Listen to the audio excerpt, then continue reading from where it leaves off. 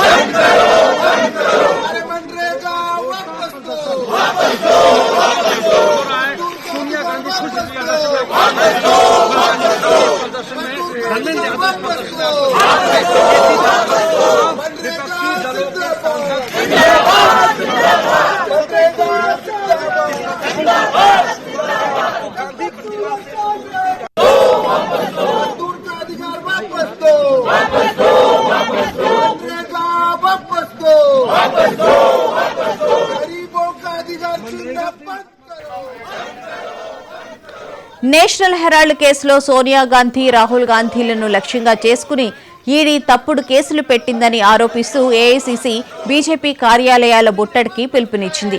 అదేవిధంగా మహాత్మా గాంధీ జాతీయ గ్రామీణ ఉపాధి హామీ పథకం పేరు మార్పును వ్యతిరేకిస్తూ కాంగ్రెస్ శ్రేణులు నిరసన వ్యక్తం చేస్తున్నాయి. ఈ నేపథ్యంలో గాంధీ భవన్ వద్ద పోలీసులు భారీగా మోహరించారు. బీజేపీ కార్యాలయాల వైపు దూసుకు వెళ్లేందుకు సిద్ధమైన కాంగ్రెస్ నాయకులను అడ్డుకునేందుకు పోలీసులు బారికేడ్లను ఏర్పాటు చేశారు.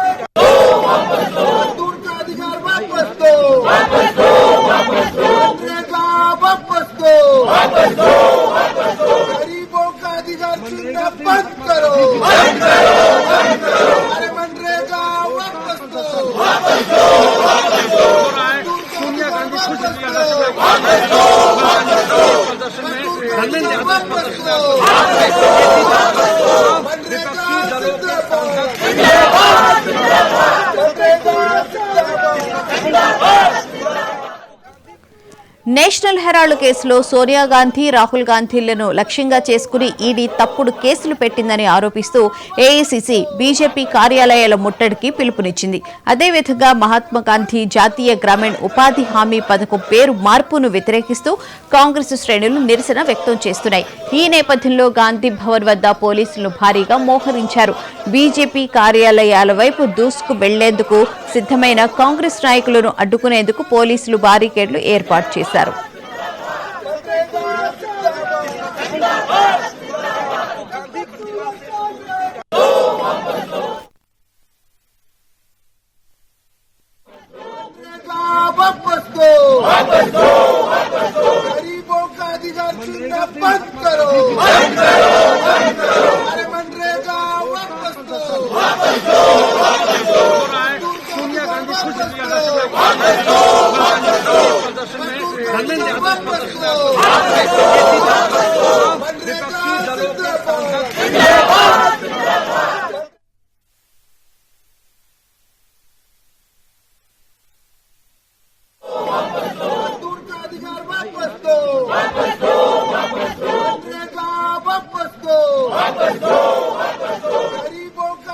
बंद करो अरे मनरेगा वापस दो सोनिया गांधी खुद वापस दो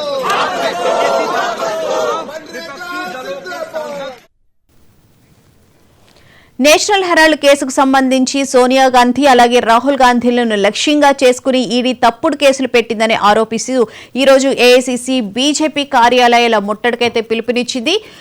ఇదే అంశానికి సంబంధించిన పూర్తి వివరాలను మా స్పెషల్ కరెస్పాండెంట్ శ్రీనివాస్ లైవ్ లో అందిస్తారు. శ్రీనివాస్ చెప్పండి, ఏఐసీసీ ఈ రోజు బీజేపీ కార్యాలయాల ముట్టడికైతే ప్రయత్నిస్తూ ఉంది. అలాగే గాంధీ భవన్ వద్ద కూడా పోలీసుల్ని భారీగా మోహరించినట్లుగా కూడా ఉన్నారు కదా. సో కాంగ్రెస్ శ్రేణులు ఏమంటున్నారు? నేషనల్ హెరాల్డ్ కేసులో కాంగ్రెస్ అగ్రనేతలు సోనియా గాంధీ అదేవిధంగా రాహుల్ గాంధీపై ఉద్దేశపూర్వకంగా ఈడీ కేసులు నమోదు చేసి బీజేపీ కుట్రపూరితంగా వ్యవహరిస్తూ ఇబ్బందులకు గురి చేస్తున్నారంటూ కూడా కాంగ్రెస్ ఆరోపిస్తుంది. ఈ నేపథ్యంలో కూడా ఏఐసీసీ పిలుపు మేరకు అన్ని బీజేపీ కార్యాలయాలకు నిరసన కార్యక్రమాలు చేపట్టింది కాంగ్రెస్. ఈ క్రమంలో కూడా పీసీసీ అధ్యక్షుడు మహేష్ కుమార్ గౌడ్ ఆధ్వర్యంలో ఏదైతే ఇక్కడ గాంధీ భవన్ నుండి బీజేపీ ఆఫీస్ వరకు నిరసన కార్యక్రమం చేపట్టారు. ఈ క్రమంలో కూడా ఇప్పటికీ గాంధీ భవన్కి భారీ ఎత్తున ఏదైతే కాంగ్రెస్ శ్రేణులు చేరుకున్నారు. మరికొద్ది సేపట్లో పీసీసీ అధ్యక్షుడు ఇక్కడికి చేరుకున్న తర్వాత కూడా ఈ నిరసన కార్యక్రమం ప్రారంభమవుతుందని చెప్పొచ్చు. సో ఈ నేపథ్యంలో కూడా ఇప్పటికీ ఇక్కడ పెద్ద ఎత్తున కాంగ్రెస్ శ్రేణులు మోహరించిన పరిస్థితి. మనతో ప్రస్తుతం మాట్లాడడానికి ఖైరతాబాద్ డీసీసీ అధ్యక్షుడు మోతా రోహిత్ ఉన్నారు. రోహిత్ గారు, ఏంటి ఈ నేషనల్ హెరాల్డ్ కేసులో అంటే ఇప్పటివరకు ఎలాంటి పూర్తి తీర్పు రాలేదు, అయినా కూడా మాకు న్యాయం జరిగింది జస్టిస్ అంటూ కూడా మీరు నిరసన చేపడుతున్నారు, ఎలా చూడవచ్చు? కాదండి, బీజేపీ ప్రభుత్వాన్ని ఏర్పాటు చేసి 10 సంవత్సరాలకు పైచిలుగా సమయం జరిగింది. 10 సంవత్సరాల నుంచి ఈడీ కేసు అని చెప్పేసి ఏదో ఘోరం జరిగిపోయింది, మొత్తము కరప్షన్ జరిగిందని చెప్పేసి ఆరోపణలు చేసి ఈడీ ఆఫీసుల చుట్టూ గాంధీ కుటుంబాన్ని తిప్పినరు. మరి ఇప్పటివరకు ఏం నిరూపించారండి? కోర్టు కూడా నిన్న అదే చెప్పింది. ఇప్పటివరకు మీరు ఎటువంటి ఆధారాలు లేవు, ఏం లేవు, అసలు మీరు ఈ కేసు ఎందుకు పెట్టినట్టు అని చెప్పేసి ఢిల్లీ కోర్టు కూడా చెప్పింది. ముందు వాళ్ళు ఇంకెన్ని కుట్రలకు పాల్పడి ఇంకెన్ని కేసులు విధించినా కానీ ప్రజలకు వాళ్ళు చేస్తున్న ఘోరాలు, వాళ్ళు చెప్తున్నట్టు అబద్ధాలు ప్రజలకు అర్థమయ్యే విధంగా ఈరోజు ఈ కార్యక్రమం తీసుకుందాం తప్ప వేరే ఏ ఉద్దేశం కాదు, శాంతిని విఘాతం కలిగించాలన్న ఉద్దేశం కాదు. తప్పకుండా ప్రజలకు అర్థమయ్యే విధంగా మా కార్యక్రమం ఉంటుందని చెప్పి తెలియజేస్తున్నాం. కేవలం ఈ ఈడీకి సంబంధించిన కేసుని ఢిల్లీ కోర్టు అనేది జస్ట్ ప్రశ్నించింది తప్ప కొట్టేయలేదు. మీరేం కొట్టేసారు, న్యాయం జరిగింది అంటూ కూడా మీరు నిరసన చేపడుతున్నారు, ప్రజలకు వివరించాలని చెప్తున్నారు, ఎలా చూడొచ్చు? కాదండి, 10 సంవత్సరాల నుంచి మీరు ఈడీ కేసు పెట్టేసి కోర్టులో ఈడీ ఆఫీసుల చుట్టూ గాంధీ కుటుంబాన్ని తిప్పుతున్నారు కదా. మరి ఇప్పటివరకు మీరు ఏం సాధించిండ్రు, ఏం ప్రూఫ్ లేదు, మరి మీరు కనుక్కున్నారు అని చెప్పేసి కోర్టు ప్రశ్నించింది. ఇప్పటివరకు అసలు దాంట్లో కేసే లేనప్పుడు ఎటువంటి మీరు ప్రూఫ్స్ని చూపిస్తారు? కాబట్టి ఇప్పటికైనా వీళ్ళు బుద్ధి తెచ్చుకోవాలి, దేశంలో ఉన్న సమస్యలమైన దృష్టి పెట్టాలి. కానీ ఎంతసేపు కూడా జవహర్లాల్ నెహ్రూ దగ్గర నుంచి తీసుకొస్తే రాహుల్ గాంధీ దాకా కేవలం వాళ్ళ పరువును మసకబార్చాలని చూస్తున్నారు.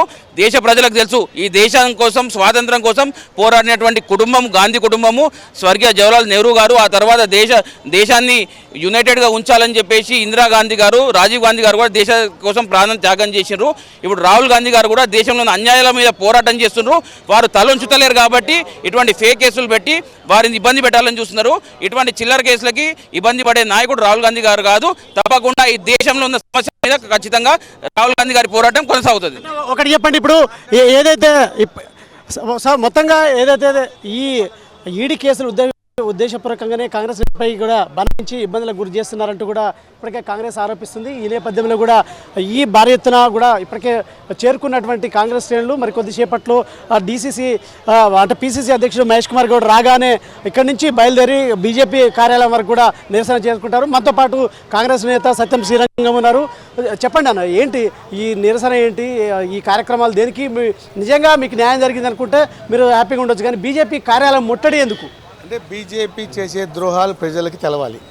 ఒకటి, బీజేపీ 11 సంవత్సరాల పరిపాలనలో దేశం చెప్పుకోదగ్గ ప్రాజెక్ట్ ఒక్కటి నిర్వహించాల, చెప్పుకోదగ్గ ఈ దేశానికి ఉపయోగపడేది ఒకటి చేయాల. వాళ్ళు చేస్తున్నది స్వాతంత్రానికి ముందు జరిగిన విషయాలు.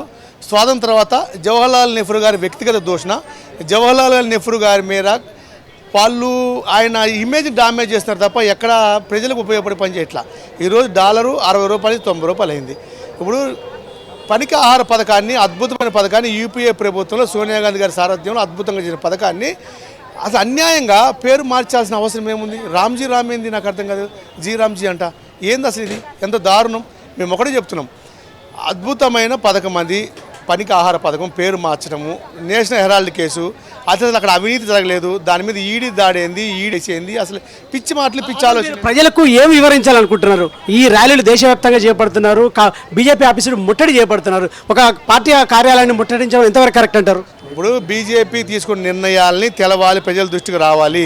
బీజేపీ తప్పుడు నిర్ణయాలు తీసుకుంటుంది, ఈ ప్రజల మీద దాడి చేస్తుంది, ఈ దేశాన్ని విభజిస్తుంది, ఈ దేశానికి ప్రజలకు ఉపయోగపడే పని కాకపోగా వ్యక్తిగత దోషమే చరిత్ర మీద హీనంగా చరిత్ర మారుద్దామని ప్రయత్నం చేస్తున్నారు. చరిత్రను ఎవరూ మార్చలేరు. చరిత్రలో జవహర్లాల్ నెహ్రూ గారు చేసిన పరిపాలన కానీ, జవహర్లాల్ నెహ్రూ పంచవర్ష ప్రణాళికలు కానీ, ప్రాజెక్టులు కానీ, ఐటీఐలు కానీ, ఐఐటీలు కానీ, ఐఎంఎంలు కానీ, నిమ్స్లు కానీ, ఐమ్స్లు కానీ ఏది కూడా అద్భుతం. కానీ అవన్నీ పక్కదారి పట్టించి ఈరోజు రాముడు రాముడు రాముడు. అసలు మీరు 10 సంవత్సరాల్లో పనికాహార పథకం 100 రోజులది, 100 రోజులు పనికాహార పథకం కేంద్ర ప్రభుత్వ బాధ్యత, దాన్ని 25 రోజులు పెంచారు, కానీ రాష్ట్ర ప్రభుత్వం బాధ్యత చేశాడు. ఇప్పుడు జీఎస్టీ పేరుతో దోచుకుంటూ దాంట్లో 40% మాకు నిధులు ఇస్తూ మళ్ళీ అందులో 40% పనికాహార పథకంలో రాష్ట్ర ప్రభుత్వాల మీద వదిలిపెడితే రాష్ట్ర ప్రభుత్వాలు ఎక్కడ డబ్బులు తెచ్చిపెడతాయి? సో ఇది పరిస్థితి. మొత్తంగా ఏదైతే ఈ రాహుల్ గాంధీ అండ్ నెహ్రూ కుటుంబాన్ని, ఇటు గాంధీ కుటుంబాన్ని లేకుండా చేయాలనేది బీజేపీ ఉద్దేశం. సో ఈ నేపథ్యంలో కూడా నేషనల్ హెరాల్డ్ కేసులో కూడా ఇటు వారి మీద కేసులు పెట్టి బనాయించడం, ఈడీ కేసులు పెట్టి బనాయించడంతో పాటు అదేవిధంగా మహాత్మా గాంధీ పేరుతో ఉన్నటువంటి ఉపాధి హామీ పథకాన్ని కూడా రామ్జీ పేరుతో మారుస్తున్నారంటూ కూడా ఇవన్నీ కుట్రలను ప్రజలకు తెలియజేయాలనే ఉద్దేశంతో కూడా ఈ దేశవ్యాప్తంగా నిరసన కార్యక్రమాలు చేపట్టడం, కాంగ్రెస్ అదేవిధంగా బీజేపీ ఆఫీసుల వరకు కూడా ఈ ముట్టడి కార్యక్రమాలు చేపడుతున్న పరిస్థితి అయితే ప్రస్తుతం కనిపిస్తుంది. Right, thank you Srinivas.